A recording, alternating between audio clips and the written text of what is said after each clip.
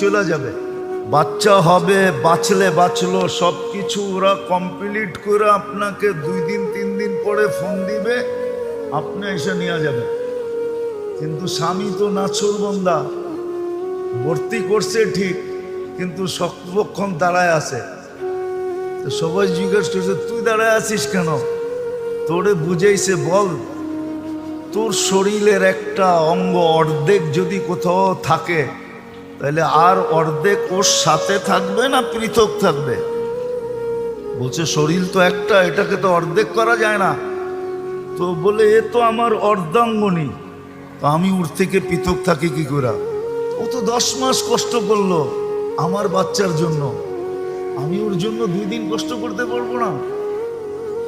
এই স্বামী স্ত্রীর ভালোবাসার টান দেখে ওই নার্স মুসলমান হয়ে গেছে। বলছে আমি মুসলমান হইলেও কি আমার স্বামী